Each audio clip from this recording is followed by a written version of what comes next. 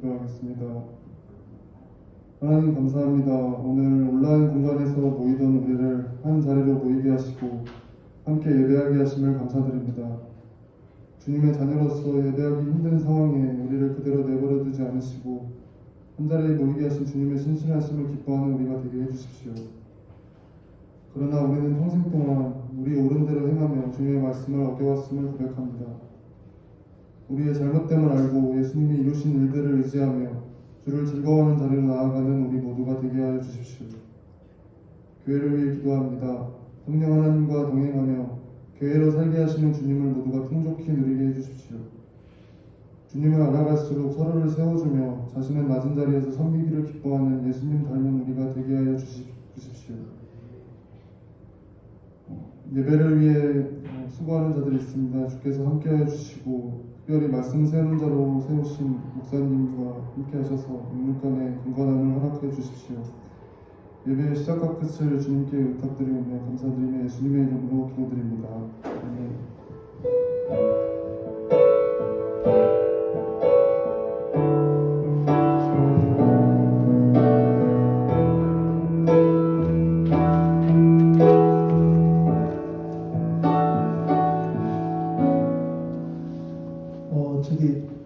목사님 진짜 죄송한데요. 우리 말씀 때도 계속 PPT가 있어가지고요. 네, 죄송합니다.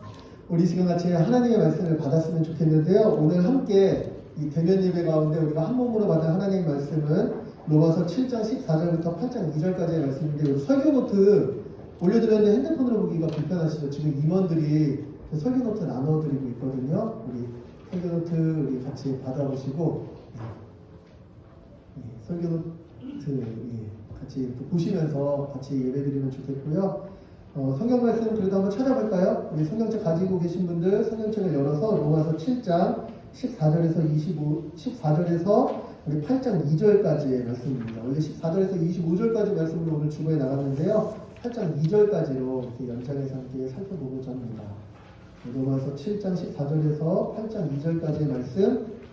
오늘 말씀의 제목은 속사람에 새겨진 하나님의 법이라는 이 주제를 가지고 함께 주의 말씀을 나눠보고자 합니다.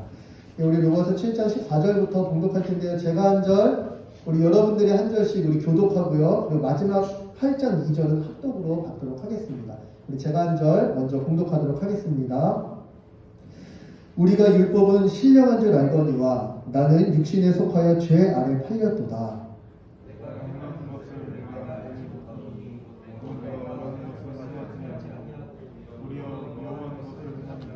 만일 내가 원하지 아니하는 그것을 행하면 내가 이로써 율법이 선한 것을 시인하노니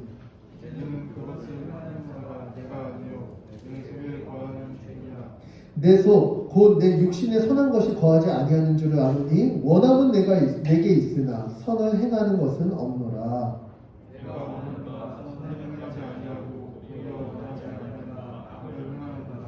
만일 내가 원하지 아니하는 그것을 하면 이를 행하는 자는 내가 아니요 내 속에 거하는 죄니라.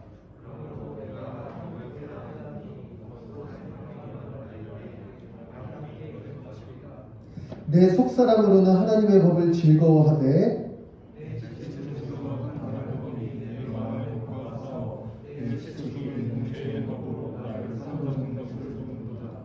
오라 나는 공고한 사람이로다. 이 사망의 몸에서 누가 나를 건져내랴.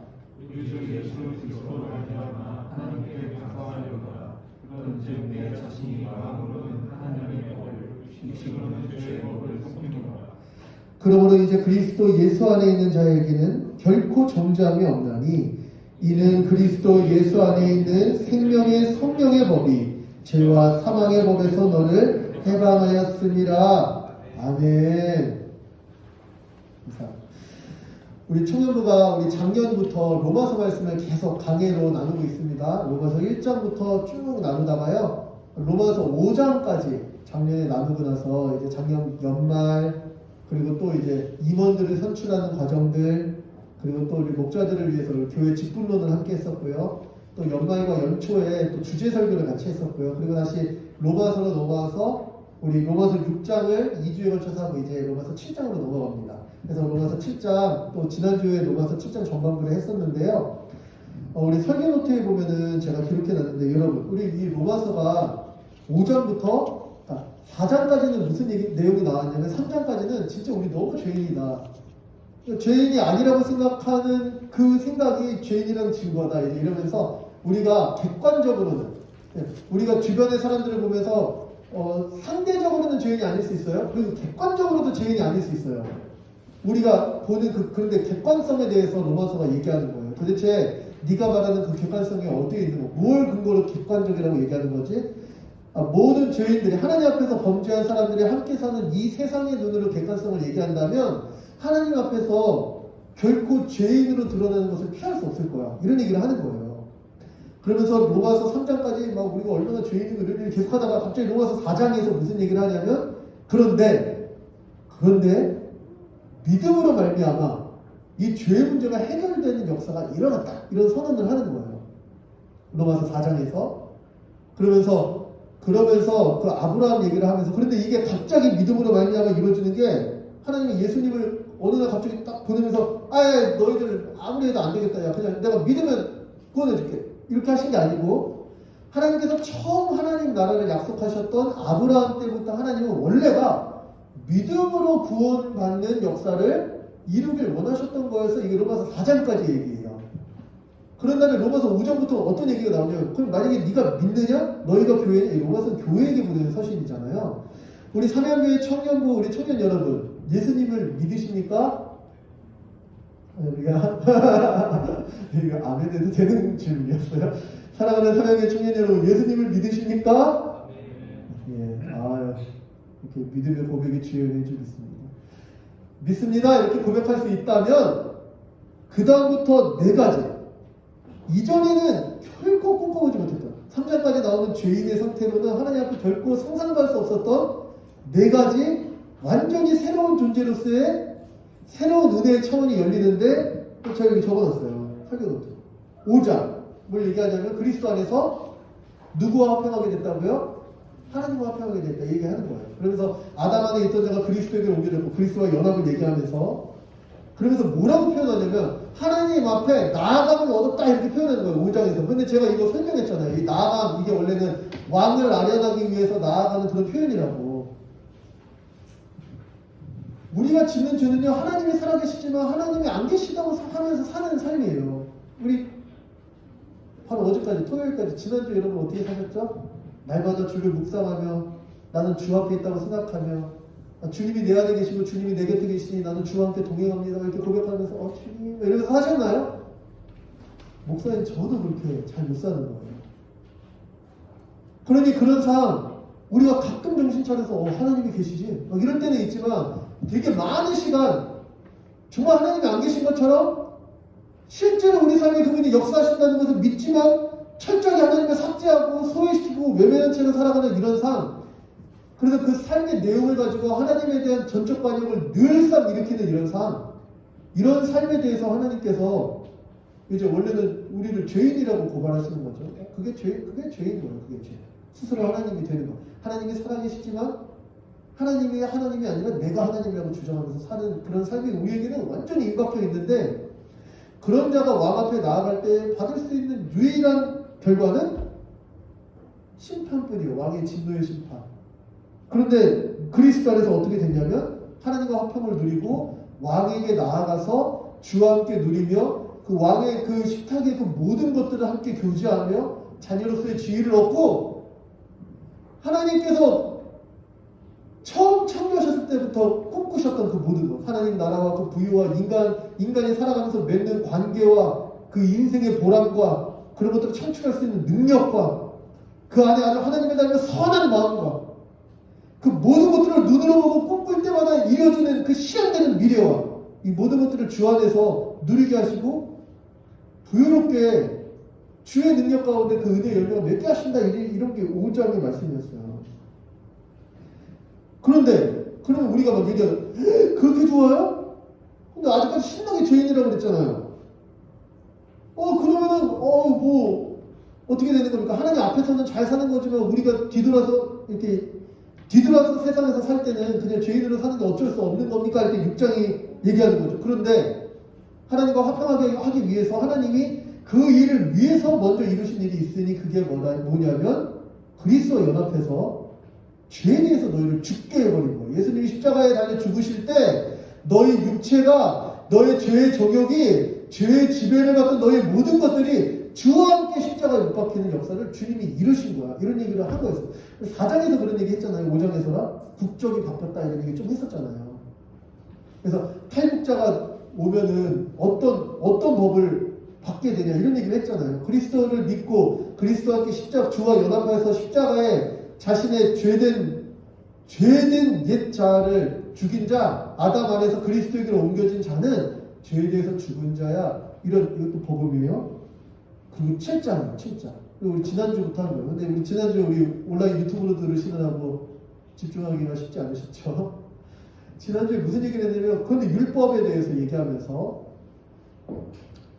이전에 성문법, 법령으로 있기 때문에 그 법을 지키는 거는 우리 마음이 여러분 법을 왜 지켜요? 우리 운전하시는 분들 속도 오다 보면 요 앞에 30km 제한이 있어요.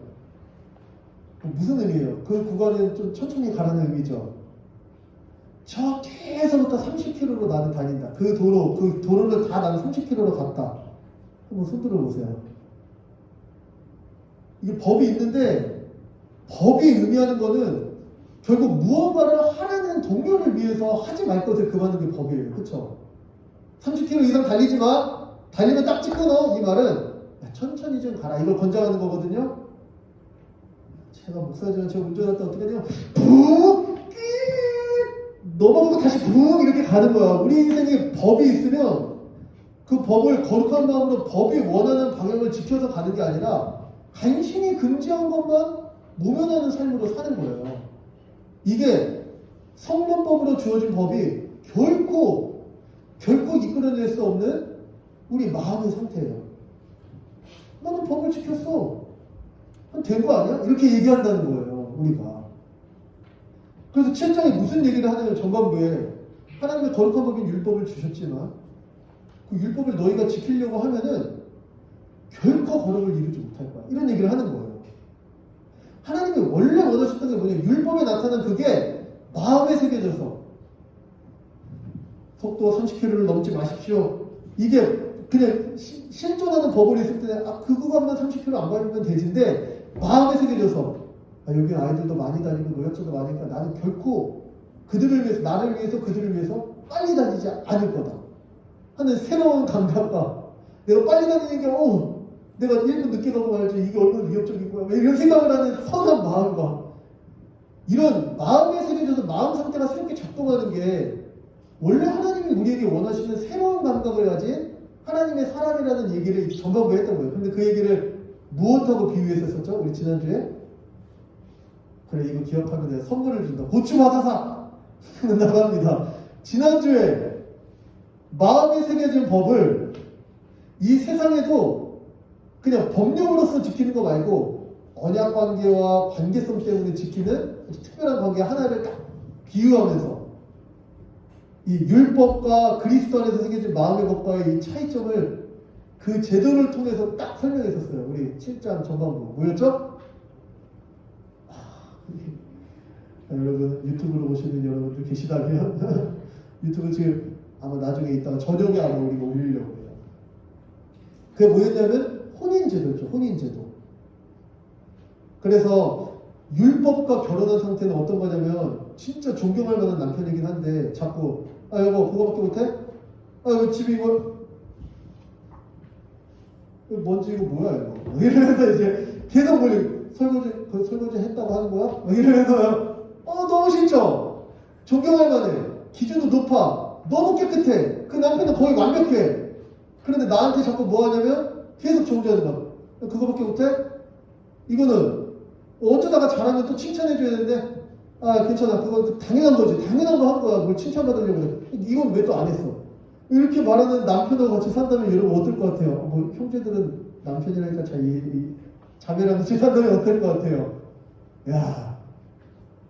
그런데 교회를 신부로 비유하면서 신랑이신 그리스도와 연합한 신부는 어떤 상태냐면 똑같아요. 율법하고 똑같이 거룩해요.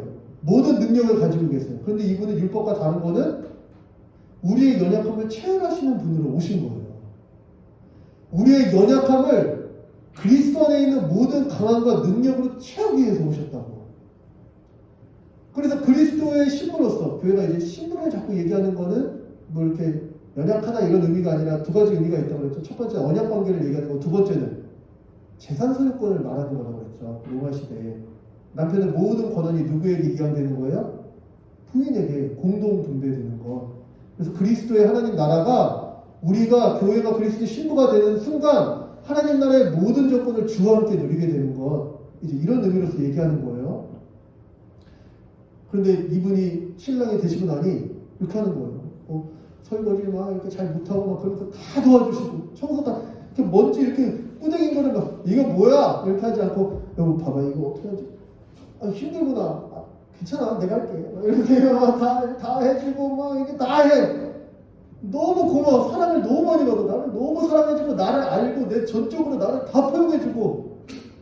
그래서 내가 너무 기쁜 거예요. 그래서 뭔가 해주고 싶어. 정말 너무 좋은 남편을 만났잖아. 그래서 요리를 한 번 한다고 또 막 프라이팬 다 태워 먹으면서 뭔가 이렇게 만들어서 줬어.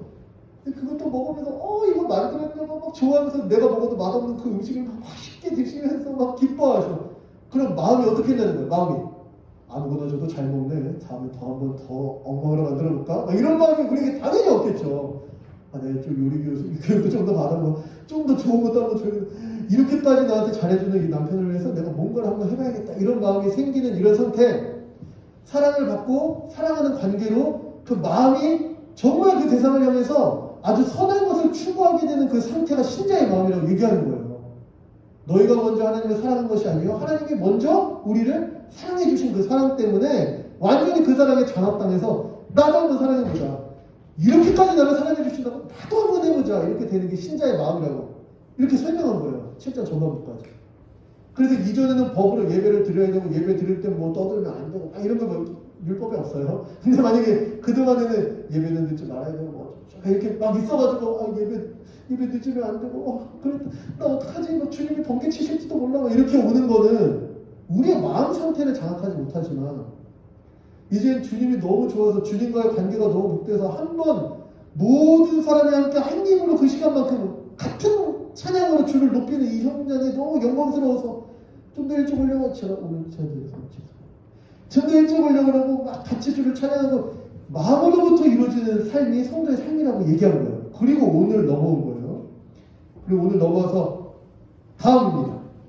빠밤. 오늘 말씀의 전체 주제는 이거예요. PPT가 조금 늦게 넘어갈 수도 있어요. 저기 설교노트에 보시면은 성도는 이렇게 붉은 글씨로 적혀져 있는 맨 위에 거 다 같이 한번 읽어볼까요? 성도는 시작. 성도는 주 예수 그리스도 안에서 성령으로 거룩을 이루는 자다. 이 거룩은 하나님 나라의 법을 얘기하는 거예요. 그때 1번 한번 볼까요? 1번입니다. 다음입니다. 1번 다 같이 읽어볼까요? 시작. 죄는 결코 율법을 이루려는 행위로 거룩해지지 못한다. 그래서 14절에 이렇게 얘기하는 거예요. 오늘 14절 한번 읽어볼까요? 로마서 7장 14절 시작. 우리 같이 한번 읽어볼게요. 14절 시작. 우리가 율법은 아멘. 율법이 신령한지 알아야 몰라요? 안다는 거야, 안다는 거. 성도가 어떻게 하면 거룩하게 사는 건지 알아야 몰라요? 안다는 거예요, 안다는 거. 그런데 우리가 어떤 상태냐면, 육신에 속하여 죄 아래 팔렸도다 이렇게 얘기하잖아요. 여기서 팔렸도다라는 이 단어가 뭐냐면, 원래는 바다 건너서 다른 땅으로 여행가다, 이런 원래는 의미예요. 다른 땅으로 이주하다. 근데 그 단어에서 파생돼서 어떤 의미가 되냐면, 나는 원래 가기 싫었어. 근데 강제로 사로잡혀서 다른 땅으로 이끌려와서 노예로 팔려버리다, 이런 의미로 쓰이는 단어예요, 이 단어가. 우리가 누구한테 팔렸다는 거예요? 노예로. 죄에게 노예로 팔린 상태다. 지금 이렇게 얘기하는 거예요. 그러니까 율법이 아무리 거룩한 하나님의 법이라 해도 죄 아래서 종노릇하는 자, 완전히 죄의 노예가 되어서 이 상태에서 누군가 외모로부터 너는 이제 해방이야! 이렇게 선언해주지 않는 이상 내가 스스로 노예 상태를 해결해낼 수 없는 이 노예된 입장에서는 아무리 거룩한 법이라도 거룩을 이룰 수 있다 없다? 없다는 거. 이게 모든 사람을 향한 얘기죠. 모든 사람을 향한 얘기. 그리고 불신자라고 다 나쁘지 않아요. 불신자 중에서도 하나님을 믿지 않는 사람 중에서도 굉장히 고차원적인 도덕성을 가지고 살아가는 사람들이 있죠. 있어요. 그런데 그러면은 율법을 이룰 수 있냐? 안 된다고 지금 얘기하고 있는 거예요. 특별히 성경을 알지 못하는 상태를 얘기하는 거예요. 지금 이거는 죄의 정욕의 지배를 당해서 죄를 지을 수밖에 없는 존재, 이런 존재를 뭐라고 그래요? 아담 안에 있는 자다, 이렇게 얘기하는 거죠. 그런 상태를 이렇게 고발하는 거예요. 그리고 15절부터 20절까지 바로 이번입니다. 그런데 율법을 주신 거잖아요. 율법을 주신 거잖아요. 그러면 죄인에게 율법을 주셨으면 우리가 잘하면 되잖아요. 그런데 율법을 주셨더니 오히려 죄로부터 자유케 하는 게 아니라 죄의 지배를 더 강화시키는 결과를 가져왔다. 지금 이런 얘기를 하고 있는 거. 15절부터 20절까지. 이제 여러분 우리가 특이점이라고 하죠. 특이점이 발생했어요. 거룩한 법이 딱 주어지고 나니까 그 법을 보면서 아, 이런 게 똑바로 하는 거구나, 이런 것도 다 알았어요. 아, 방역수칙 이렇게 지키는구나, 이걸 다 알았다고. 그런 다음에 특이점이 나타났어요. 그게 뭐냐면 하고 싶어. 그런데 안 돼. 5인 이상 모이지 마세요. 5인 이상 모이지 말아야겠다. 근데 7명 모이고 6명 모이고 참 안 돼. 이렇게 된다는 거예요. 지금 그런 얘기를 하고 있는 거예요.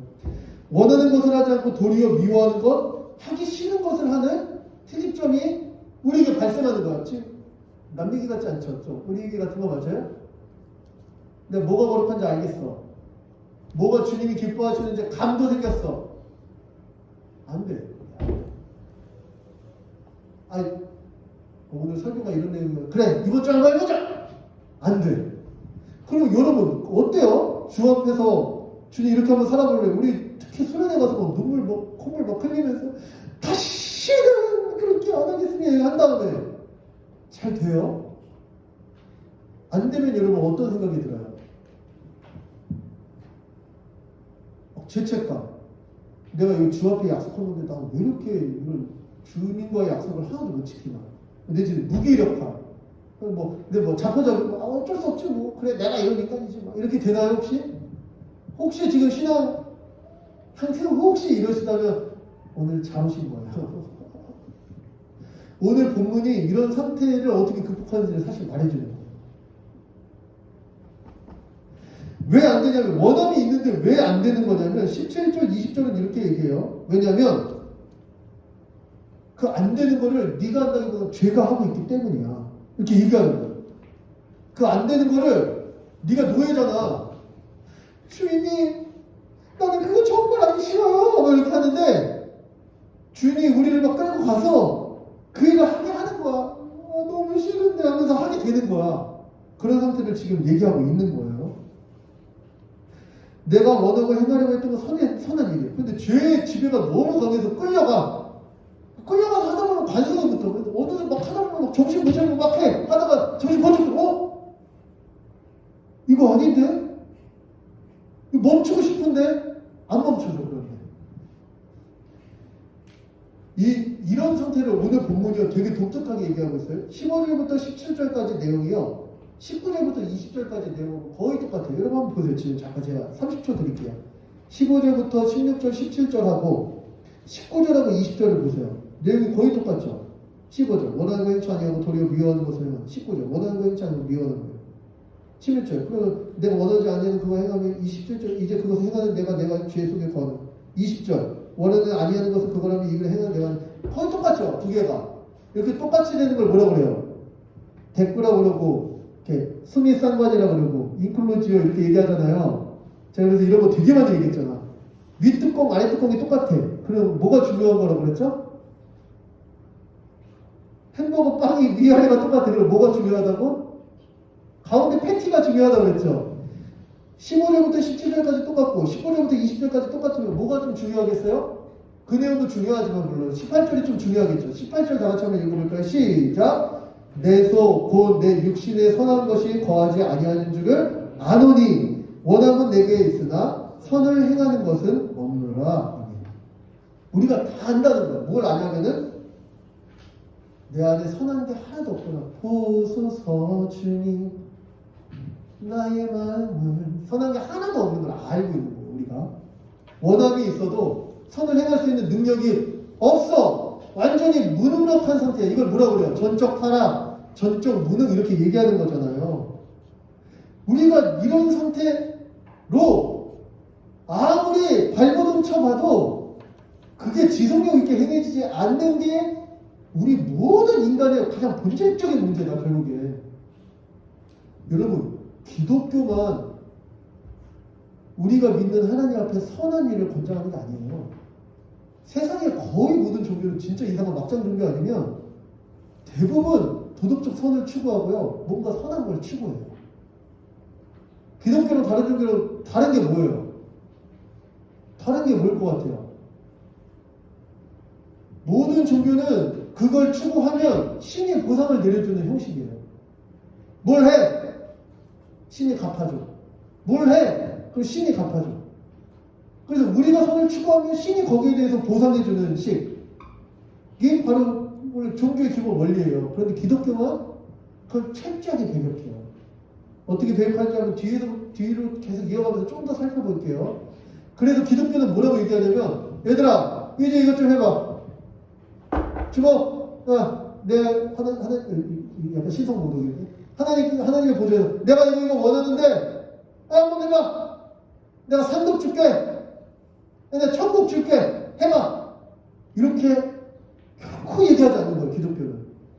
근데 혹시 그렇게 이해하고 있으면 지금 여러분들이 가지고 있는 믿음이 아주 큰 결정적인 오류가 지금 발생하고 있는 거예요. 기독교를 그냥 이 세상에 모든 우상을 섬기는 방식하고 아주 혼탁하게 섞어버린 거야. 기독교는 그렇게 얘기 안 해요. 뭐라고 얘기하냐면, 네가 아무리 하나님 앞에 살려고 해도 넌 못해. 이렇게 딱 얘기해버리고. 너 그거 알잖아. 네가 알잖아. 네 속에 선한 게 하나도 없다는 걸 너도 알잖아.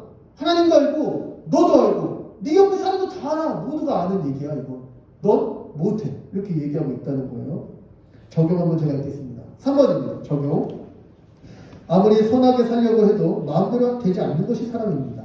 이는 의지가 부족하거나 목표가 불분명하거나 계획이 잘못되어서가 아닙니다. 사람 자체가 그 마음 자체가 육신에 속하여 죄의 정욕의 지배를 당하기 때문입니다. 마음으로부터 나오는 것이 모든 것이 나오는데 마음이 부패했으니 선한 것이 나올 리가 없습니다. 그러므로 먼저 거듭났는지가 중요합니다. 새 생명으로 새로운 존재가 되어서 마음에서부터 하나님을 사랑하고 주님의 뜻에 순종할 의지가 있는지가 중요합니다. 이런 관점에서 각각 자신을 돌아보며 어떤 마음 상태인지 서로 나눠보십시오. 그래서 서로를 위해서 기도하십시오. 조금 이따가 오늘 마지막 목장 모임이에요. 이제 다음 주에 신규 목장으로 재편성돼요. 마지막 목장 모임 때 서로 이걸 같이 잘 나눠봤으면 좋겠어요. 2번입니다. 다음 페이지 2번. 뭐야 목사님, 그 오늘 설교는 결국 안 된다 이겁니까? 그럴 리는 없겠죠. 2번이에요. 그래서 우리가 지금 이렇게 모인 거예요. 뭔가 그런데 이제 우리 신 감각이 생겼어. 하나님에 대해서 아는 좀 뭔가 어렴풋이 은혜도 알게 되었어요. 그리고 하나님이 뭘 추구하시는지도 이제 알았어. 하는 사람, 이웃 사람을 내가 5년 내내 주구장창 얘기했으니 교회 맨날 얘기하고 이제 좀 알겠어. 그래 결국 서로 사랑하면서 살라는 거잖아요. 알겠어. 근데 여러분 그 뜻대로 살려고 해도요. 조금 아까 얘기한 거랑 비슷하죠. 의지나 결심으로는 결코 이루지 못해요. 21절부터 23절까지 다시 얘기하는 거예요. 21절 한번 읽어볼까요? 21절 시작. 그러므로 내가 한 법을 깨달았노니 곧 선을 행하기 원하는 나에게 악이 함께 있는 것이로다. 아멘. 여기서 한 법을 깨달았느냐 할 때 이 법은 이제 개역개정은 법인데 다른 성경 번역본은 이걸 원리 이렇게 해석했어요. 한 가지 원리를 깨달았다는 거야. 이게 내가 이게 그냥 법칙 같은 거, 수학 공식 같은 거야. 이거는 그냥 내가 다르게 해보려고 해도 다르게 될 수 없는 공식을 내가 발견했어. 착하게 살아보려고 해보다가 그게 뭐냐면 내 존재 자체에 문제가 있는 거구나. 이걸 깨닫게 됐다는 거예요. 그러니까 내가 아무리 하나님의 법을 즐거워해서 선을 행하기 원해도 내 존재 자체에 악이 함께하고 있어요. 17절, 20절이 그걸 얘기하는 거잖아. 내 속에 거하는 죄. 17절. 20절. 내 속에 거하는 죄. 내 속에 죄가 거하고 있다고. 또 여러분, 하나님이 주신 계명이에요. 율법은 하나님이 주신 거예요. 근데 하나님이 주신 계명도 할 수 없어. 근데 심지어 우리가 뭐 계획 세우거나 결심했다고 하나님에 대해서 뭘 이룰 수 있겠어요? 없어요. 아까도 말했지만 우리에게 필요한 게 새로운 결심, 한번 체계적으로 이걸 한번 해보자. 내가 잘 못하니까 빌드업을 잘 해보자. 뭐 이런 걸로 되는 게 아니라는 거예요. 계획표가 없어서 우리가 못하는 게 아니라는 거예요. 근본적으로 뭐가 필요해요? 죄가 함께 공유되어져 있는 이 마음 상태의 변화가 필요합니다. 뭐랄까, 우리의 이 존재적 변화가 필요하다고 지금 얘기하고 있는 거예요. 속사람이 변해야 된다는 거예요. 그거를 믿음의 용어로 뭐라고 얘기하느냐? 믿음으로 그리스도 안에 거해야 됩니다. 이렇게 얘기하기도 하고, 구약과 신약 전체의 모든 맥락은, 다른 맥락으로는 그리스도를 믿을 때 임하시는 성령님께서 우리를 이끄시는, 성령의 전으로 우리를 삼으시는, 그래서 하나님 앞에 날마다 주의 전으로서 주님과 함께 동행하는 그런 삶이 이루어져야 됩니다. 이렇게 얘기하는 거예요. 그리고 수많은 오류들이 여기서 발생하는 거예요. 성령이 우리와 함께 하신다고? 어떻게 해야 되는 거지? 안녕하세요 성령님 뭐 이래야 되나? 이렇게 생각하면 어떻게 해요? 너무 오해했어요. 잘못 이해한 거예요. 그렇게 하면은. 그럼 성령이 어떻게 이루어지냐? 성령이 어떻게 우리와 함께 하시냐? 우리의 마음속을 어떻게 변화시키시느냐? 어떻게 우리가 믿음으로 그리스도 안에 거하는 거냐? 바로 2번 다 같이 한번 읽어볼까요? 가로 2번입니다. 다음입니다. PPT로는 다음입니다. 가로 1번이고요. 가로 2번. 시작. 오직 예수 그리스도를 믿어 그 안에 거하는 성도, 즉 교회가 이러한 죄의 지배에서 자유케 된 자다. 여러분 7장에 보면은요, 나에 대해서 계속 얘기하잖아요. 뭐 나는 뭘 하고 싶은데 악이 함께하고, 뭐 내가 뭐 어떻게 해보려고 해도 안 되고, 뭐 나는 뭐 법 때문에 오히려 죽어버렸고, 24절 나는 진짜 망한 사람이다, 뭐 어떻게 하냐 이거 막 이렇게 얘기를 하고 있잖아요. 이 나가 도대체 누구냐 이런 얘기를 진짜 많이 한 거예요. 2000년 기독교 역사 가운데 로마서 7장에 대해서 되게 다양한 해석이 있었어요. 학자들이 이 나가 도대체 내가 누구냐. 1번 신자다 이건. 2번 근데 신자는 이렇게 연약하진 않고 이제 막 신앙생활을 시작한 신자 상태다. 아주 구원에 아주 초입기에 있는 신자다. 아니 이걸 신자라고 얘기하면 예수님을 믿었는데 십자가에서 죽고 살았는데 이렇게 연약하다고? 그게 아니라 이 상태는 구도자, 불신자인데 감각 있는 불신자. 구도자라고 하잖아요. 뭔가 신의 존재를 인정하고 뭐 거룩하게 하고 사람을 향하는 불신자 얘기다. 아니야 그건 그냥 보편적인 죄인, 그냥 다 불신자를 얘기하는 거야. 이렇게 견해가 굉장히 많았어요. 근데 여러분, 제가 오늘 본문을 보면 볼수록 제가 감히 학자들한테 이렇게 말할 수 없겠지만, 여러분 본문은요 문맥이라는 게 있잖아요. 그쵸? 아니 어떤 말을 하면 그 문맥에 의해서 해석돼야 되는 거잖아요. 그러니까 지금까지 하는 말이 뭐였어요? 6장에서 뭐라고 얘기했어요? 이미 6장에서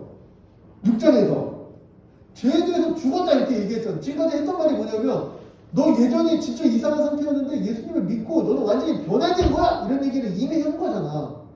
그런 얘기를 한 다음에 그런 사람이 법을 지킨다는 게 이렇게 너 이거 안 하면 벌 받아. 이것 때문에 벌 받지 않으려고 지켜야지. 이렇게 아주 한심한 수준으로 법을 지키는 게 아니고 네가 받은 그 주의 은혜, 네가 받은 그 주의 사랑 때문에 완전히 새로운 마음 상태로 이 법을 지켜가는 거라는 얘기를 지금 하는 거잖아요. 문맥 자체가.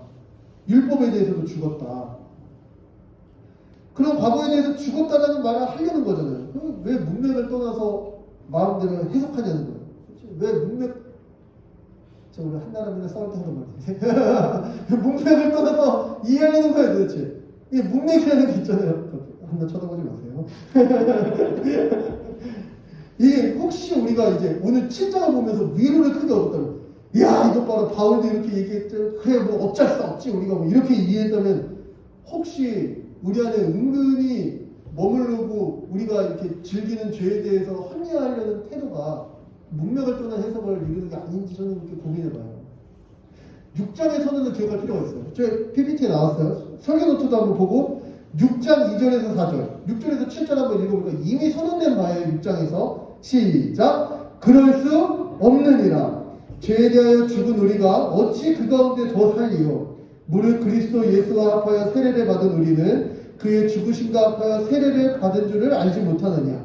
그러므로 우리가 그의 죽으심과 합하여 세례를 받음으로 그와 함께 장사되었나니 이는 아버지의 영광으로 말미암아 그리스도를 죽은 자 가운데서 살리심과 같이 우리로 또한 새 생명 가운데서 행하게 하려 함이라. 6절이요. 시작. 우리가 알거니와 우리의 옛사람이 예수와 함께 십자가에 못 박힌 것은 죄의 몸이 죽어 다시는 우리가 죄에게 종노릇하지 아니하려 함이니 이는 죽은 자가 죄에서 벗어나 아멘. 뭘 얻었다고요? 어디에서 벗어났다고요? 지금 얘기하고 있는 거잖아요. 왜 우리가 원하는데 하지 못하냐면 너에게 뭐가 있기 때문에 죄의 지배가 있기 때문인데 결론을 먼저 얘기하고 6절에서 그 지배가 이미 너희는 벗어났다 이 말을 하는 거예요. 그럼 이 얘기를 왜 하는 거예요 도대체? 신앙생활 하면서 우리가 가장 많이 착각하는 게 있어요. 복음도 기뻐요. 은혜도 기뻐요. 이런 거 다 좋아해. 그런 다음에 다 좋아한 다음에 뭐라고 얘기하냐면 그래 이거는 시작일 뿐이야 이렇게 생각하는 거예요. 그리고 그 다음 믿음으로 나아가는 걸 어떻게 생각하냐면 이제 내가 뭐 좀 해보자. 아니 믿음은 기초 아니에요? 기초? 가장 처음 입구 출입구 아니에요? 나 믿었어요. 나 구원받았어요. 할렐루야. 나 구원받았다고요. 그러니까 이제부터는 내가 주일 예배 한 번도 안 빠져서 하나님 앞에 좀 이렇게 축복 좀 받아보겠습니다. 내가 좀 더 헌신해서 상급 좀 쌓겠습니다. 이런 생각을 하는 거를 사실 지금 깨트리려고 하는 거예요. 다시 우리가 살아가는 이 땅이 돌아가는 방식, 하나님이 일반인적으로 이 땅에 심어주신 방식은 심는 대로 거두는 거예요. 이건 하나님이 이 땅에 일반인적으로 심어주신 방식이에요. 선인이고 죄인이고 악인이고 다 자기가 노력해가지고 대가를 구하는 방식이에요. 그러니 우리는 뭐가 익숙하냐면 나는 하나님을 섬겨요. 내가 어떻게 섬기는지 알아요? 새벽마다 일어나서 난 기도하면서 섬겨요. 새벽기도 누가 해요? 나만 하잖아요. 이렇게 하는 게 우리에게 너무 익숙한 거예요. 그래서 제가 지난주에 얘기했잖아요. 만약에 법을 지키는 걸로 하나님 앞에 나아가려고 하면 반드시 세 가지 죄의 올무에 빠질 수밖에 없다. 첫 번째, 뭔데 우리를 이렇게 억압해? 교회 다니까 왜 이렇게 하지 말라는 게 많아? 왕짱나, 나 안 다녀. 이렇게 불성정하거나.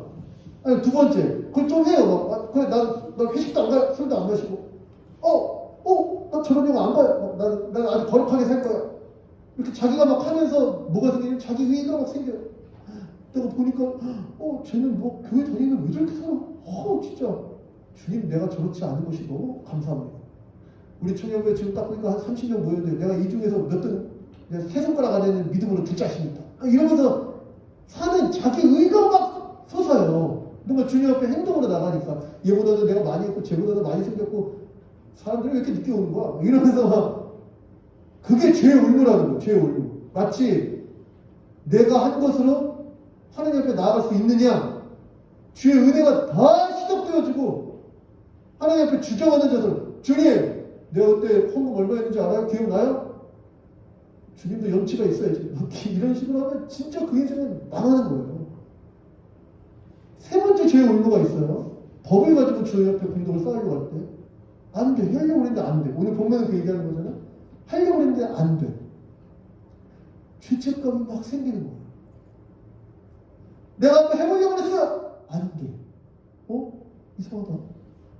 쟤네들은 신앙생활 되게 잘하고 기뻐하는 것 같은데 왜 안 되지? 주님 은혜를 주세요. 한번 해보겠습니다. 또 안 돼. 그래서 뭔가 하나님과 관계가 이제 막힌 것 같고 나는 뭔가 신앙 패배자 같고 이게 다 죄의 올무라고 얘기하고 있는 거예요. 여러분. 신앙생활을 하면서 내가 한 어떤 것을 가지고 나아가려고 하는 거예요. 내가 이걸 했냐 안 했냐 이걸 가지고 주 앞에 평가받으려고 하는 이런 것 그 시작 자체가 큰 오류 가운데 빠진 거다. 이렇게 얘기하려는 거예요. 예를 한번 들어볼게요. 예수님께서 원수를 사랑하라고 했어요. 미워하지 말라고 말씀하셨어요. 어떻게 하면 미워하지 않을 수 있죠? 우리 중에 아무도 안 미워하는 사람은 사실 많지 않잖아. 누군가 밉잖아. 해결해야겠어. 주님께서 미워하지 말라고 했으니까. 여러분 어떻게 해결하십니까? 미워하지 말아야겠다. 미워하는 건 진짜 안 되는 거야. 미워하지 말아야겠다. 다짐했습니까? D. 그럼 D예요, D. A, B, C, D예요. 그 말고 아니죠. 이건 미워하지 말아야지 해서 될 일이 아니고 이걸 긍정으로 바꾸자. 한번 섬겨보자. 잘해보자. 좀 더 긍정적 언어로. 그 C. 어떻게 하면 하나님께서 미워하지 않는 것을 이룰 수 있냐? 오늘 본문이 말하려고 하는 원리가 뭐냐면 미워하지 않는 원천이 어디에 있냐? 내가 다짐하고 내가 한번 해보고 그리고 이렇게 플랜 짜가지고 한번 하나하나 해보고 그의 반응 때문에 속상해하지 않기를 다시 결심하고 이런 것으로 극복되는 게 아니고 예수님이 나한테 어떻게 하셨는지 생각해보라는 거예요. 예수님이 나한테. 하나님의 법을 지키는 모든 원리가 어디에 있냐면 예수님이 나한테 어떻게 하셨는지를 생각하는 데 있는 거예요. 예수님이 나한테. 내가 누군가 천박한 사람이 너무 막 꼴보기 싫어요. 막 제가 너무 꼴보기 싫어. 예수님이 나한테 어떻게 하셨는지 생각하는 거예요. 내가 이 세상에 뭐 어떤 음란한 문화나 뭐 이런 것들이 끊어지지 않아요? 그때 예수님이 나한테 어떻게 하셨는지 생각하는 거예요. 우리가 신앙생활하면서 이겨내는 어떤 죄, 이겨야 할 죄 문제, 해결해야 될 마음의 문제, 이 모든 것들이 다 어디에 달려있다고 얘기하는 거냐면 얘들아 좀 한번 해봐. 야 그거 믿음의 시험이야. 이겨봐. 이렇게 얘기하는 게 아니라 로마서는 지금 그거는 예수님을 향한 믿음에 달려있는 거예요. 이렇게 지금 얘기하고 있는 거예요. 여러분 우리의 신앙은요 다 이 믿음에 달려있어요. 예수 그리스도를 생각하는 것에 달려있어요. 근데 여러분 제가 한번 도전해 볼게요. 우리가 신앙생활 할 때 구원에 대해서 생각할 때 어디서 명제 하나 들어가지고 한 번 받은 구원은 탈락하지 않습니다. 이런 거 하나 들어가지고 목사님 구원 한 번 이루어지면 탈락하는 거 아니잖아요. 나 믿어요. 나 구원 받았어요. 뭐 좀 이렇게 살 수도 있는 거 아닙니까? 그거 나중에 회개하면 되는 거잖아요. 회개도 있고 어떻게 이 성도가 세상에서 완벽합니까? 이런 걸 하면 진짜 그 믿음이 어디에 있는 건지 저는 하나도 모르겠어요. 여러분 믿음을 믿음이라고 얘기하려면 일단 믿음의 대상과 믿음에 대한 내용이 있어야 되잖아요. 예수님이 예수님이 어떤 분이신데 하나님이 어떤 분이신데 나한테 어떤 일을 행하셨는지를 알아야 비로소 믿음에 대한 이해가 있는 거잖아. 그걸 우리는 복음이라고 얘기하는 거고 은혜라고 얘기하는 거고. 근데 나는 믿어요. 예수님을 믿어요. 말하자면 예수님이 누구신지 잘 몰라. 나한테 어떻게 하신 건지를 잘 몰라. 그 자체를 잘 이해 못하지만 아무튼 믿는다고 하면 천국 간다고 얘기했으니까 아무튼 예수님이라는 말도 알고 있으니까 믿어요. 얘기한다면 여러분 저는 정말 도전하고 싶어요.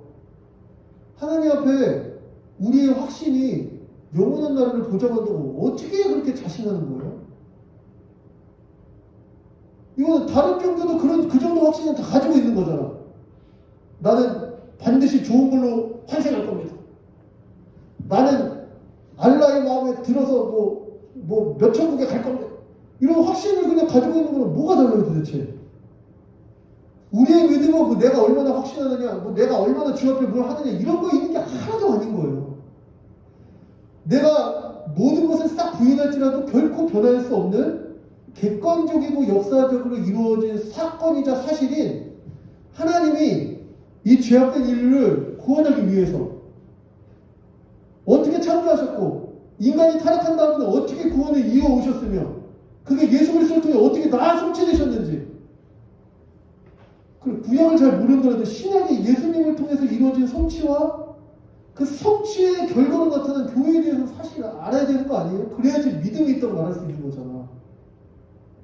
근데 그렇게 하는 거 신앙생활을 다 어떻게 하냐면 예수님 믿으면 천국 간다고요?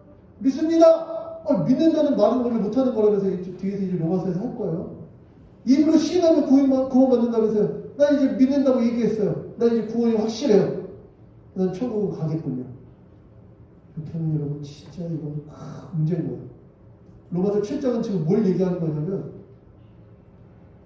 여러분 신자가 어떤 자유를 누리는지 아십니까? 마음 상태가 완전히 변화돼서 하나님 앞에 거룩하고 선한 것들을 날마다 기뻐하면서 법 때문에 간신히 그걸 지키는 게 아니라 완전히 새로운 차원으로 넘어간 겁니다. 이런 말을 하려고 지금 법에 있어도 지키지 못하는 무능력한 상태를 계속 얘기하고 있는 거예요. 집중해서. 그래서 저는 지금 도전하고 싶어요. 여러분. 믿음에 대해서 내용이 있는지, 대상과 내용에 대해서 잘 알고 있는지. 제발 알았으면 좋겠어요. 저거 어떡하려고 그래요, 여러분? 우리가 안개 같은 인생이잖아요. 오늘 밤을 우리가 자신할 수 있을까? 우리의 생명에 대해서, 우리 호흡에 대해서. 내일의 날에 내가 건사할 거라고 어떻게 확신하지? 굉장히 시급한 문제예요. 구원에 대해서 아는 건. 근데 왜 가장 불필요하고 가장 미뤄둬도 되는 것처럼 이렇게 태어나십니까? 복음을 아는 일에. 예수 그리스도를 아는 일에 성경이 이렇게 많이 마음의 상태가 변화된 새로운 믿음의 결과에 대해서 성경이 이렇게 수없이 얘기하는데 왜 이 로마서 7장 하나만 기억해가지고 뭐 못할 수도 있죠. 뭐 이런 얘기를 왜 자꾸 하려는 거예요 도대체. 조금 더 이 믿음에 대해서 진지하게 생각해봤으면 좋겠어요 우리가. 그리고 하나님께서 우리에게 요구하시는 거룩이 정말 그렇게 노력하고 막 노력하지 말라는 얘기가 아니에요. 우리가 막 그렇게 고안해내고 만들어내고 막 해보자 으쌰으쌰해서 되는 건지 아니면 모든 것이 다 그리스도를 믿는 믿음에 달린 것인지 한번 오늘 집에 돌아가시면서 곰곰이 생각해 보세요. 왜 우리 신앙에 공허가 생기는 거예요? 왜 갑자기 막 섭섭한 마음이 막 생기나요? 왜 갑자기 교회가 싫어지나요? 왜 그걸 열심히 나도 나한테 해봤어 그거 이런 마음이 왜 생기는 거예요 도대체? 우리가 그리스도를 믿는 믿음 위에 바로 서야 된다고 저는 생각해요. 시작은 믿음은 들음에서 나는 거예요. 복음에 대해서 알아야 돼요. 우리 청년부는요 진짜 좋은 청년부예요. 복음에 대해서 알고 싶다 하면은 여러분들의 가르쳐줄 수많은 리더들이 여기 수두룩 빽빽해요. 알려달라고 하세요. 알려달라고. 그 복음의 기초가 됐든 새가족반이 됐든 알려달라고 하세요. 내가 이렇게 신앙생활 그냥 대충 나는 교회 다니니까 뭐 신앙생활 하는 거겠죠 이런 거 말고 정말 예수 그리스도를 알고 그분에게 의탁해서 살아가는지 진지하게 한번 생각해 봤으면 좋겠어요. 그리고 또 있어요. 우리의 신앙이 건전하다는 걸 아는 것은 날마다 우리 마음에 거룩을 향한 소망이 있는지를 또 확인해 보시면 돼요. 여러분 죄와 싸워서 이기라고 할 때 우리가 어떻게 죄와 싸우고 있는지 한번 생각해 보세요. 그거 하지 말아야지. 그거 하지 말아야지. 그거 하지 말아야지. 이렇게 하는 건 저는 그건 필요하다고 생각해요. 하지만 결코 그것으로 이길 수 없어요. 그리고 위패 감별사들이 있어요. 위조 지폐 확인하는 사람들. 위조 지폐 확인하는 사람들이 위패를 어떻게 감별하는지 아세요? 딱 보고 이거 가짜인데요? 이렇게 이걸 어떻게 감별해야 되는지 아세요? 가짜를 계속 탐구하면서는 결코 감별해낼 수가 없어요. 왜냐면 점점 기상천외한 방식으로 가짜들이 판을 치거든. 위패 감별사가 늘 하는 건 진짜를 계속 보는 거, 진짜를 냄새갖고 확인하고 계속 만지고 진짜를 계속 붙여서 진짜를 계속 세고 이렇게 진짜에 계속 머물러 있는 거야. 그러다가 가짜 보면 이게 왜 가짜인지 모르겠어. 하지만 가짜야. 그렇게 해서 감별해내는 거예요. 그리고 이게 왜 가짜인지 살펴보자. 하면서 어디가 가짜인지를 알아내는 거거든. 어떻게 죄와 싸워 이길래요? 저는요 이렇게 다짐하겠습니다. 저는 이렇게 한번 해볼래요. 저는 3차 계획을 한번 세워볼래요. 이렇게 죄와 싸워 이기는 게 아니에요. 복음을 계속 아는 거예요. 그리스도를 계속 알아가는 거예요. 날마다 우리에게 부어주신 주님의 사랑이 무엇인지를 늘 확인하는 거예요. 진짜를 늘 붙잡고 가장 거룩하게 이 땅에서 하나님의 법이 실현된 예수 그리스도를 날마다 확인하며 그 예수 그리스도 안에서 이루어졌다는 교회를 날마다 묵상하며 그렇게 나가는 게 우리가 이 죄에 대해서 승리하는 원동이라는 거예요. 많은 사람들이 저한테 막 이렇게 얘기해요. 목사님, 제 시간이 많이 와요. 3번 해야 되네. 목사님, 그럼 목사님은 잘하십니까? 현실적으로 어떻게 그렇게 삽니까? 이 죄악된 세상에서. 이런 얘기를 하면은 여러분 진짜 너무 속상한 거예요. 정말 성경을 믿으시는 믿음이 있습니까? 말씀은 결국 이 죄악된 세상에서도 그런 거룩한 신자의 삶이 가능하다는 얘기를 하는 거잖아요. 예수 그리스도로 말미암아. 우리는 이걸 믿는 거예요. 이걸 믿고 살아가는 거예요. 그런데 여러분 내가 해봤는데 안 되던데요? 이런 얘기를 할 거면 왜 기독교입니까? 자기 이름 붙여서 자기 이름대로 영업교 이런 거 하세요. 왜 그리스도교라고 하는 거예요? 예수님 안에서 이게 다 성취됐습니다. 이걸 믿고 가는 거잖아요.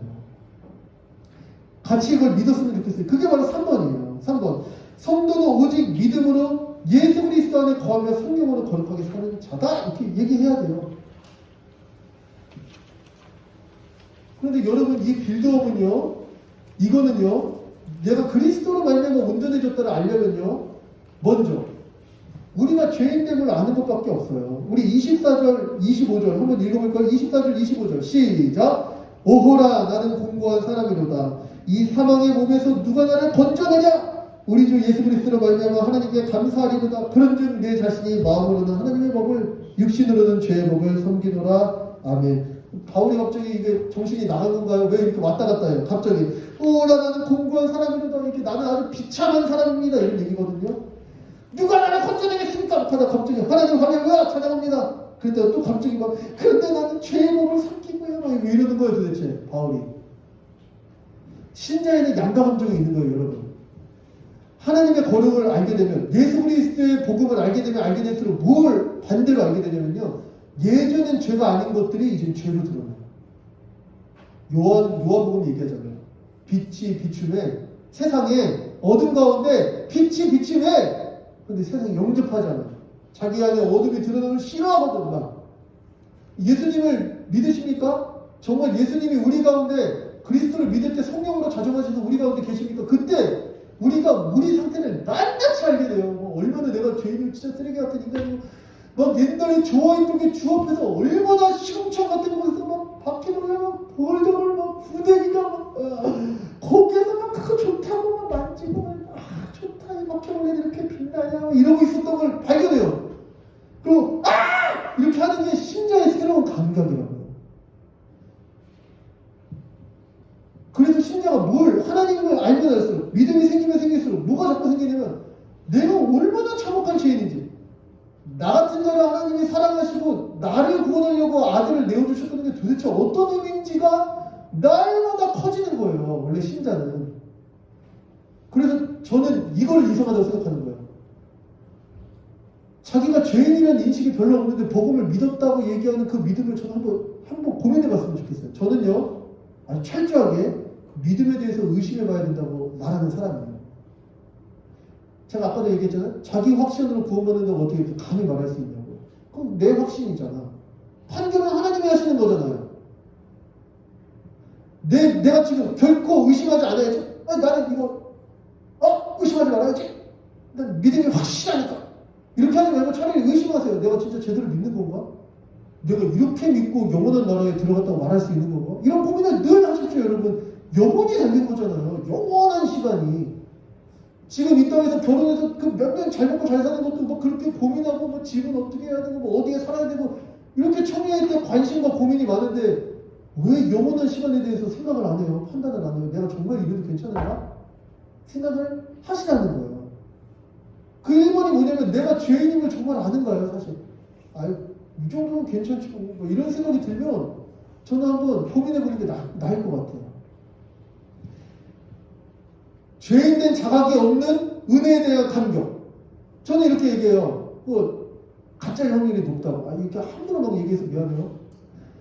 죄인됨이 더해지는 바로 그것에 은혜는 더 커지는 거예요. 나 같은 죄인을 살리신 주은혜 놀라워잖아요. 근데 예수님이 나 사랑하신 거 그래도 내가 하나님이 나는 그래도 사랑하셔서 나는 처음부터 이렇게 사랑 가운데 몰라요. 난 사랑받기에 태어났어요. 뭐 이렇게 하지 말라는 거예요. 내가 얼마나 죄인인지 그거를 어떻게 그걸 알게 되느냐? 예수님을 알면 알게 돼요. 왜 그렇게까지 하는 거예요? 왜 그렇게까지 예수님을? 도대체 왜 그렇게까지 할 필요가 뭐가 있어요? 그냥 와가지고 우리를 압수하면 안 돼요? 아주 세련되게 너 구원, 너 구원, 너도 구원, 우리 모두 구원 이렇게 하시면 안 되냐고요. 왜 그런 형벌을 받으셔야 되는 거예요? 누구 때문이에요 그게? 이런 복음에 대한 이해와 그리고 그걸 알면 알수록 점점 더해지는 나 같은 자에게 이렇게까지 하실까? 그런 다음에 하나님이 나를 뭐라고 하냐면 그런데 너를 그리스도 안에서 자녀 삼았어 이렇게 말씀해 주실 때 도대체 우리의 감정은 어떤 감정이 정상인 거예요? 내가 잘했는데 예수님이 이제 형이라고 불러도 돼요? 예수님 형! 막 이렇게 해야 돼요? 형아 뭐라고 그래서 주는 나의 아버지 뭐 이런 거 하면서 내 거 다 해줘요 뭐 이런 거 해야 돼요 여러분. 이 신자의 감정이 뭔지 저는 한번 생각해 보면 좋겠어요. 정말 그 거대한 은혜 앞에 그리고 너무 초라한 나를 그렇게까지 환대하시는 그 주님 앞에 그 기껏 가산을 탕진한 탕자도 돌아오면서 아빠 나를 맞아주는 아빠한테 나를 아들이라고 하는 걸 내가 감당할 수 없고 나를 그냥 종놈으로 삼아 주십시오 하는 게 인간일 텐데 사람의 도리일 텐데 우리 감정의 신자는요 대부분 이렇게 해서 주님 나는 진짜 망한 것 같은 자인데 그리스도 때문에 영원한 생명을 누리는 자 이게 날마다 있는 거예요. 그래서 날마다 감사할 수 있고 그래서 기뻐할 수 있고 내가 나를 볼 때 너무 이상한데 그리스도 때문에 그러면 할렐루야 나오고 탄성이 나오고 그런데 나는 너무 이상한데 주님 할렐루야 이렇게 사람은 기쁘고 정말 그런 기쁨이 우리에게 있었으면 좋겠어요. 이 코로나 팬데믹 사태 가운데 이렇게 외롭고 이렇게 공허하고 이렇게 우리 마음에 찬바람이 부는 바로 이때에 믿음의 선진들이 예수님 한 분이면 만족합니다 이렇게 했던 그 믿음이 우리에게는 하나 의미도 없는 것처럼 뭐 그런 말을 했대 이러면서 지나가는 정말 점점 희미해지고 연약해지는 이 믿음의 세대가 다시 그리스도의 복음으로 새로워졌으면 좋겠어요.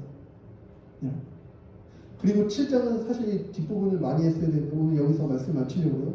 7장은 사실 그 얘기를 해주려는 거예요. 원래 8장을 위한 이런 거죠. 내가 쭈그렸는 줄 알았지만 점프를 위한 도움밖에 없다. 막 이러면서 탁 뛰는 거 8장에서 이렇게 7장은 이제 그런 위치에 있는 거예요. 우리의 연약함을 실컷 말한다면 그런데 그런 우리한테 무슨 일이 벌어졌습니까? 8장 8장 다음 주에 8장이거든요. 할렐루야. 우리에게 부어진 주님의 은혜를 더 생각해 봤으면 좋겠어요. 그리고 여러분, 그래서 이 설교 마지막이에요. 그래서 2월부터 4주 동안 사경회를 한번 해보려고 해요. 2020년 우리 믿음에 대해서 고민 별로 안 해봤죠. 왜냐면 저도 코로나가 이렇게 길게 갈 줄 몰랐어요. 저는 코로나 초반만 해도 여름이면 그치겠지 이렇게 생각했어요. 왜냐면 뭐 메르스도 뭐 다 그렇게 지나갔잖아요. 뭐 사스도 뭐 조금 하다가 지나갔잖아요. 그래서 저도 지나갈 줄 알았어. 이렇게 길어질 줄 몰랐어요. 여러분 비대면 이 언택트 시대에 어떻게 지내시나요? 유튜브 보세요? 넷플릭스 가입하셨나요? 재밌을 것 같아요. 그런데 복음, 우리의 믿음, 신앙 이런 거 도대체 어떤 의미인가요? 이 시대에. 우리 다시 한번 2월 한 달간 4주 동안 믿음에 대해서 좀 생각해봤으면 좋겠어요. 그래도 믿음은 계속된다는 주제로. 그런데 예수님이 가르쳐주신 기도인 주기도문을 통해서 우리 로마서 7장까지 지금 하면서 이제 다음 주에 8장 그래도 할 건데 8장 하면서 그렇게 영광스럽고 찬란하게 선포하는 그 은혜의 희열이 날마다 신자로서 고백하면서 주를 믿고 살아가는 삶에 대해서 4주간 고민하고 나누고 부둥켜 안고 이렇게 했으면 좋겠어요. 제가 왜 갑자기 이 사경의 얘기를 계속 하느냐? 기도해 주세요. 보니까 사경이 안 되네? 예배 시간에 하니까 뭐 별다른 색다를 게 없네. 뭐 이렇게 잊지 마시고요. 지금부터 기도해 주시면 좋겠어요. 아주 우리에게는 아주 심각한 문제인 거예요. 이 믿음의 문제는. 저도 사실 주 앞에 늘 두려움이 있어요. 혹시 내가 이렇게 실컷 앞에서도 떠들기 때문에 정말 괜찮은 것처럼 복음에 대해서 말한 다음에 정작 나는 안 믿는 거 아닌가? 제가 저를 점검해요. 믿음의 내용에 대해서 점검하고 정말 거룩함이 있는지를 살펴보고 이 거룩함은 내가 만드는 게 아니라고 그랬잖아요. 이제 다음 주에 해요. 우리 성령이 이 일을 이끄신다는 거죠. 도대체 주님으로 말미암아 나에게 어떤 역사가 일어나는가? 열매가 있나? 이런 것도 보고 열매 있을 때 내가 교만한가? 그거 자꾸 자랑하려고 하는가? 내 탓으로 돌리는가? 이런 것도 확인하고 날마다 믿음에 대해서 조금 더 생각해봤으면 좋겠어요. 그런데 여러분 갑자기 제가 이렇게 설교한다고 돌아가면 믿음에 대해서 생각하지 않잖아요. 우리가 자기가 안 되잖아요. 우리의 삶에 관성이라는 게 있으니까. 그래서 같이 기도하면서 혹시 주님께서 계기를 마련해 주시게 혹시 2020년 이렇게 거의 믿음에 싹쓸이한 것처럼 한 해를 그냥 보냈는데 이렇게 하면서 보냈는데 2021년 이제 시작과 함께 정말 주께서 은혜 베풀어 주시기를 구하면서 기도하면서 나갔으면 좋겠어요. 우리 이번 주, 다음 주, 2주간 이번 주는 일단은 임원들이 릴레이 기도를 시작하기로 했어요.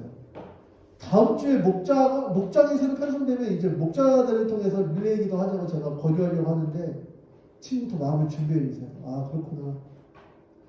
이게 뭔가 신앙생활을 그냥 한다고 하는 게 아니구나. 좀 정말 저렇게 진지하게 2021년에 믿음에 대해서 점검하고 세우는 한 해가 되면 좋겠다. 이런 생각을 갖고 같이 나왔으면 좋겠어요. 찬양 한번 했으면 좋겠는데요. 우리 우물가의 여인처럼 나오고 있는 우리 찬양하고 기도했으면 좋겠는데요. 반주를 먼저 시작할까요? 우리 신앙생활, 내가 믿음을 가지고 있다는 그 증거가 뭔지 한번 생각해 봤으면 좋겠어요. 이렇게 이 위험한 상황에서도 주일 예배 나오는 거 잘했어요. 뭔가 주님이 우리에게 하라고 했던 그것을 한번 열심히 해보려고 하는 거 잘했어요. 저는 그건 진짜 선한 일이고 칭찬에 마땅한 일이라고 생각해요. 조금 더 한 번 더 생각해 봤으면 좋겠어요. 이렇게 그냥 익숙하게 했던 이런 습관적인 패턴을 넘어서서 내 마음 상태가 어떤지, 정말 그리스도가 내 신랑으로서 나의 이 모든 삶에 지금 나와 함께 한다는 그런 믿음이 나에게 있는지, 점점 죄에 대해서 민감해지고 있는지, 더 주님을 사랑하는 사랑이 깊어가는지, 그런 게 어느덧 희미해져 간다면 같이 기도하고 은혜를 구합시다. 처음부터 우리의 동력으로 이루어진 게 없어요. 외부로부터 온 은혜, 하나님이 주신 은혜, 모든 것이 은혜였으니까요. 우리 같이 이 시간에 우리 찬양하면서 주님 2021년 우리에게 주께서 채우시고 역사하시는 은혜를 허락해달라고 고백하는 마음으로 함께 찬양했으면 좋겠습니다. 우물가의 여인처럼. 우물가의 여인처럼 난 구했네. 헛되고 헛된 것들을 그때 주님 하신 말씀 내 세매와 생수를 마셔라. 우물가의 여인처럼, 우물가의 여인처럼 난 구했네. 헛되고 헛된 것들을 그때 주님 하신 말씀 내 세매와 생수를 마셔라. 오 주님, 오 주님 채우소서. 나의 잔을 높이 듭니다. 하늘 양식 내게 채워주소서. 넘치도록 오 주님 채우소서. 오 주님 채우소서. 나의 잔을 높이 듭니다. 하늘 양식 내게 채워주소서. 넘치도록 채워주소서. 기도했으면 좋겠습니다. 사랑하는 사랑 청년 여러분, 우리에게 믿음의 은혜가 필요합니다. 다시 한번 우리가 뭘 믿는지 믿음의 내용으로 돌아갔으면 좋겠어요. 2021년 이 한 해 가운데 하나님은 어떤 분이시고 그분이 우리에게 어떤 일을 행하셨는지 우리가 영원토록 붙잡을 이 진리를 다시 한번 붙잡았으면 좋겠어요. 그리고 우리의 삶에 패배했는 이 패배주의, 아니 어떻게 실제적으로 어쩔 수 없는 거 아니야? 그게 현실적으로 가능한 거야? 이렇게 계속 바꾸나는 이 불신앙을 향한 우리의 이 많은 도전들에 대해서 다시 한번 진리가 압도하도록, 다시 한번 영원토록 변하지 않는 그 빛이 우리를 환히 비치도록 주님 우리에게 이 은혜가 필요합니다. 우리 1월 한 달간 이 이제 남은 한 달 가운데 2월 한 달 가운데 2개월 한 달 가운데 주님 우리에게 은혜의 빛을 잔뜩 비춰주셔서 다시 한번 우리가 믿고 소망하고 의지해야 될 대상이신 우리 주 예수 그리스도라는 지식과 그분을 향한 믿음의 견고함을 허락해 달라고 더 의지하게 해주시고 더 열매 맺게 해달라고 우리 신앙을 위해서 우리 같이 이 시간 기도하도록 하겠습니다. 기도하겠습니다. 살아계신 하나님 감사합니다. 아버지 2021년 우리 첫 대면 예배가 시작되었습니다. 아버지 대면 예배 가운데 아버지 너무 사랑하는 우리 주님을 만나서 반갑고 너무 축복한다고 너무 보고 싶었다고 이런 얘기를 더 많이 했으면 좋았을 텐데 하나님 그러나 우리에게 더 이상 머무를 수 없는 거 물러설 수 없는 거 우리에게 너무 시급하고 너무 중요한 문제 이 믿음에 대해서 다시 한번 생각해 봅니다. 하나님 우리에게 더 가슴은 어디 있습니까? 하나님 우리에게 예수 그리스도는 어떤 존재입니까? 하나님을 믿고 믿음을 구한다는 것이 날마다 우리에게는 어떤 의미로 우리의 삶을 이끌어가고 있습니까? 주님 다시 한번 믿음에 대해서 생각하면서 다시 한번 믿음의 주에 온전케 하시는 이이신 예수 그리스도를 의지하면서 나아가기를 열심하고 다짐하며 다시 한번 은혜를 추적하며 다시 한번 이 복음의 내용을 붙들기를 다짐하는 우리 모든 청년들에게 아버지 믿음의 능력으로 아버지 우리에게 영원토록 은혜의 만큼하는 대신 예수 그리스도의 다음 없는 사랑으로 우리를 변화시켜 주시고 우리 안에 다시 한번 믿음의 새로운 역사가 일어나게 하여 주시옵소서. 아버지 마음 깊은 곳부터 하나님의 새로운 은혜로 말미암아 주를 사랑함으로 기꺼이 주 앞에 나아가는 새로운 마음 우리에게 조성하여 주시옵소서. 주님 감사합니다. 우리 마지막으로 찬양합시다. 오 주님 채우소서. 오 주님 채우소서. 나의 잔을 높이 듭니다. 하늘 양식 내게 채워주소서.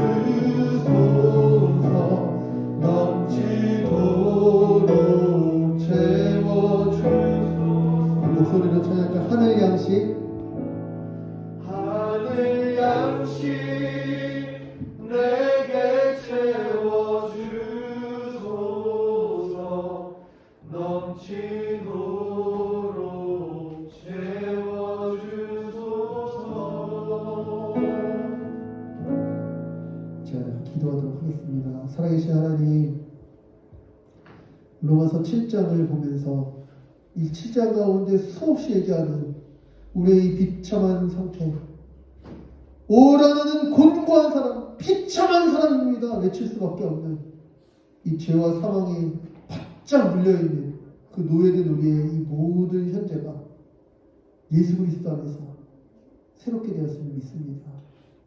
주님 우리 삶의 그 열매를 확인할 수 있도록 우리 삶의 그 예수 그리스도의 은혜가 늘 만져지고 늘 똑똑해 보이고 바울이 고백한 것처럼 내 눈앞에 십자가 이렇게 분명히 보이거든 이렇게 얘기한 것처럼 늘 확인될 수 있도록 주님 이번 한 주 가운데 주 앞에 기도하고 간구하는 희미해지는 믿음 점점 우리가 옅어지는 은혜에 대해서 다시 붙잡고자 합니다. 하나님 우리의 마음 깊은 곳부터 다시 한번 주를 향한 열망과 사랑이 싹틀 수 있도록 혹시 한 번도 주의 은혜가 우리에게 이렇게 역동한 적 없었다면 2021년 이 한 해 가운데 주의 은혜와 사랑으로 말미암아 새로운 것을 소망하고 새로운 현장을 목도하는 귀한 역사가 일어날 수 있도록 이 청년의 때 이 귀한 시간 가운데 주님 일하여 주시옵소서. 특별히 이 시간 우리 청년부 2021년 첫 대면 예배로 모였습니다. 그리고 우리 2020년의 마지막 목장 모임이기도 합니다. 주님 함께 만나서 교제하고 서로 인사하고 서로 누가 잘 지내냐고 격려하고 서로 함께하는 이 모든 시간 가운데 다시 한번 예수 그리스도 안에서 누리는 이 한 몸됨의 연합됨과 성도의 교제의 충만과 영광을 누리게 해주시고 오늘 이 복된 예배를 가운데 늘 다시 한번 주님을 소망하며 교회를 다시 한번 소망하며 나아가는 믿음의 회복도 일어날 수 있도록 주님 은혜 베풀어 주시옵소서. 이 시간 예배를 드리는 손길들이 있습니다. 이 물질 쓰이는 곳마다 주님 복음이 더욱더 선명하게 복음으로 증거되어지고 교회는 더욱더 영광과 충만으로 예수 그리스도의 모든 것으로 풍성할 수 있도록 주님 역사하여 주시옵소서. 감사드리며 예수님의 이름으로 기도합니다. 아멘. 이제는 우리 주 예수 그리스도의 은혜와 아버지 하나님의 끝없는 사랑하심과 성령님의 우리의 마음 가운데 주의 율법, 이 주님의 거룩한 법을 새겨서 기꺼이 주를 위해 살고자 우리 마음을 완전히 새롭게 하는 교통하심이 오늘 다시 한번 이곳에서 대면 예배로 모여서 그렇지 예수 그리스도를 믿는 믿음 그리스도가 누구인지 아는 이 복음으로 이번 한 해를 다시 한번 세워가겠다 다짐하는 우리 사명의 청년들 그 머리 위에 우리 사명교회와 우리 한국교회 주님께서 사랑하시는 우리 한국교회 그 머리 위에 우리 세계 열방의 주의 몸된 모든 교회 위에 이제로부터 영원토록 함께 있을지어다. 아멘.